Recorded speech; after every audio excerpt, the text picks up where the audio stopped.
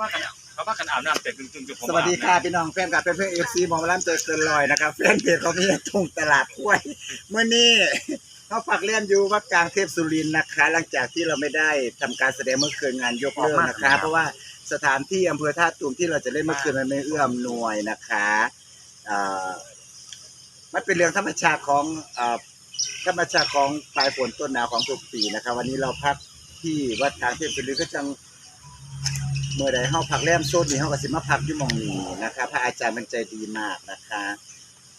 มื้อนี้คิวงานอยู่อำเภอสังขะสุรินทร์แต่เราก็รอคำตอบจากผู้จัดหรือทางหัวหน้าก่อนนะคะสำหรับวันนี้นะคะท่านผู้ชมนะคะนอนกองกันอยู่นี่นะคะวันนี้มีตัวสิเป็นภาพไปเบิ่งภาพพี่น้องนี่ไปเบิ่งว่า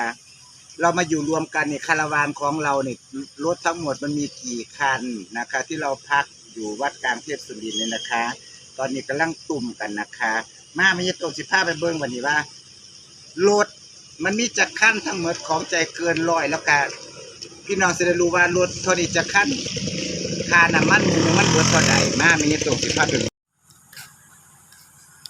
นี่นะครับพี่น้องขา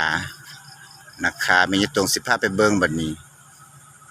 นะคะว่ารถทุกคันของเราเนี่ยมันมีทั้งหมดกี่คันมาอันนี้รถบัสคันที่หนึ่งอันนี้จะเป็นรถแดนเซอร์ชายอันนี้คันที่สอง12นะคะ2 3 4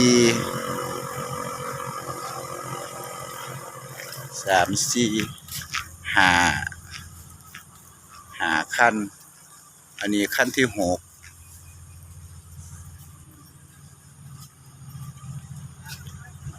อันนี้ขั้นที่7อันนี้ขั้นที่8อันนี้ก็สิแม่นรถหมอลำนี่ขั้นที่8นะคะอันนั้นรถชุดขั้นที่9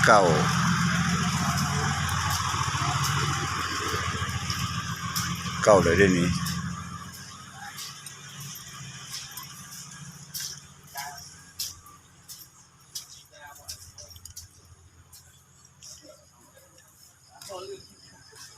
10 11 12จะกินข้าวไปพอกินข้าวไปเอาเบียร์เร็วบ้างน้อยไม่ใช่แม่งตัวนี้ถีบสิครับรถคันนี้ฉันละลงรถคือขึ้นขั้นไหนใส่ดอกขั้นฝุ่น2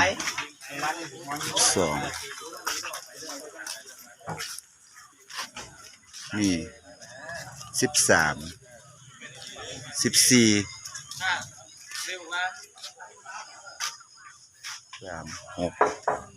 7 8 9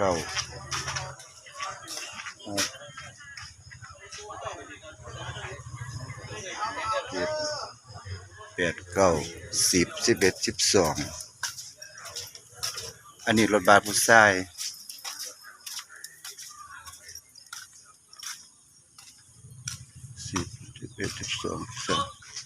ฮะ14หมอลำใจเกินร้อยอันนี้ก็รถ14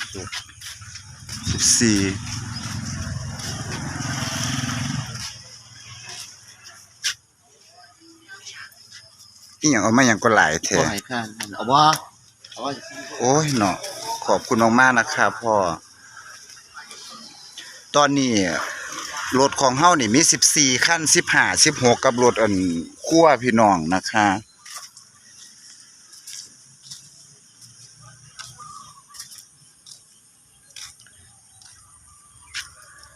นี่แหละคือคาราวานพี่น้องมันคือ